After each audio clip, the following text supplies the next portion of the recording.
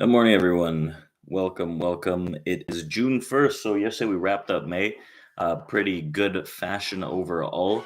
I think it was a pretty successful month. I think we ended on a good note. And today we are coming into June. Today's the first trading day of June. And we're going to wrap up this week with non farm payrolls that do come out tomorrow morning pre market.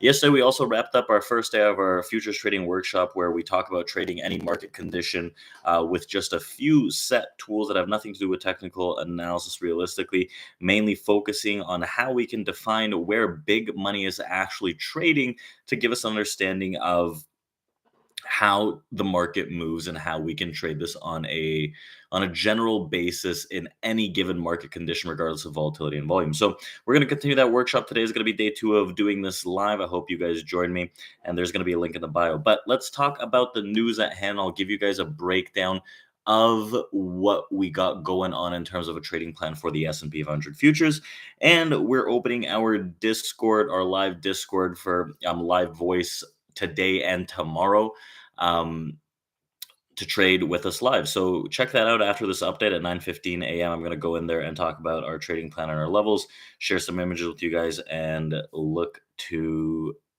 get some movement today.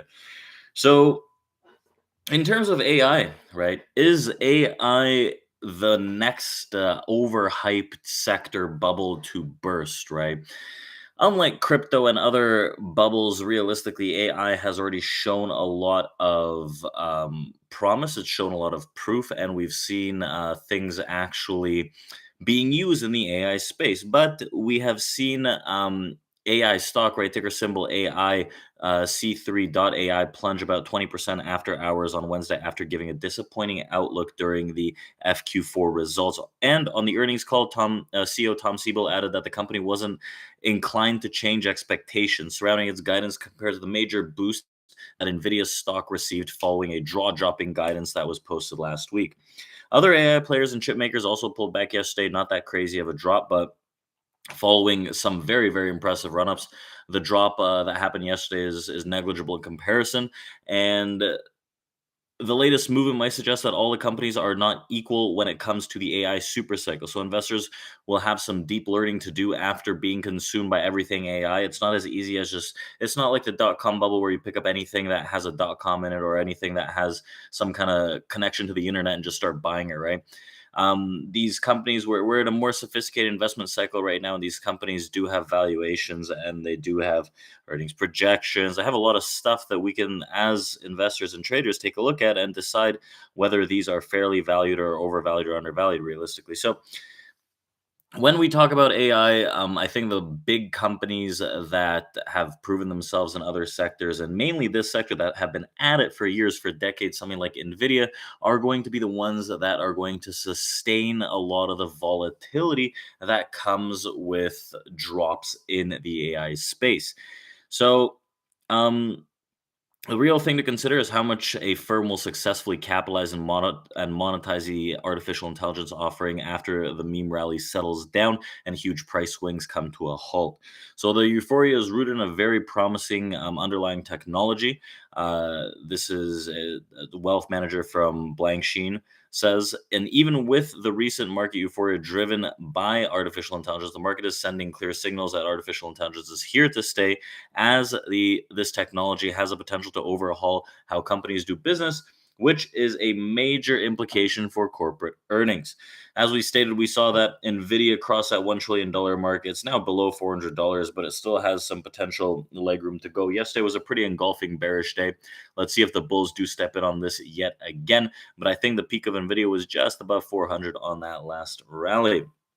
So, also, we do have to continuously talk about the U.S.'s potential to default with the debt ceiling negotiations. The U.S. House last night easily passed the debt ceiling relief deal as the Treasury heads towards the June 5th deadline, after which the government won't have ready funding to pay its bills. So the measure now goes to a Senate also working under a tight timetable and preparing for the weekend votes. A number of senators have already expressed the wish to amend the bill, meaning it could run to the House for more approval, but the process is expected to get over the finish line in time. So, with much of the drama in the rearview mirror, investors have once again set their sights on central bank policy making, with Fed officials like Patrick Harker and also Jefferson calling for a pause this month, assessing the need for future rate hikes. But yesterday, we did get some news that there is a 60% chance that we do get a rate hike in June. So, very interesting.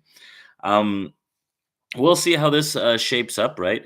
We're coming into a space where a lot of this can push down markets pretty aggressively if everything falls through on June 5th. I don't think we're heading into that space, but we also have to consider yields are still fairly high, or yields are, yeah, they're fairly high, but they're dropping now, which is putting some upside pressure in the bond market, which can also put some downside pressure in the overall equity market realistically. We'll see how that does shape up.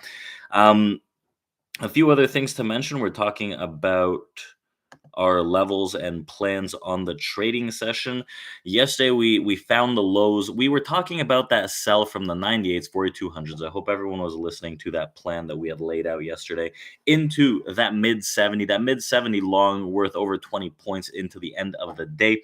There is a lot of volume that's shaping up at the top right now, and I would want to see like 4190, low 4190s actually hold that first immediate push to support, to see if we can get that run back to the upside.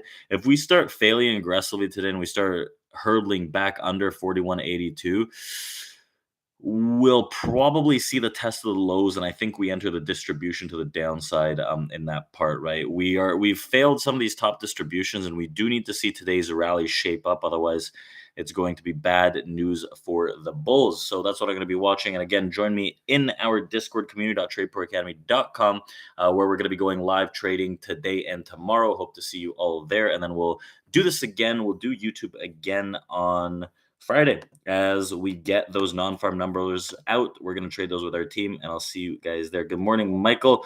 I hope you are well and are ready for another trading day in the markets. Thank you and take care. Remember, tonight, workshop day 2. We're going to be going over how big money market participants actually enter into the market, how they exit the market, and where they can appear, how to find their stops, and how to find big moves in the market using market participant psychology. So I hope to see you all there. We're going to be talking about the real movers of the market, none of this trend line, indicator, moving average nonsense. We're gonna hammer it down. So I hope to see you all there, and we'll chat soon. Bye.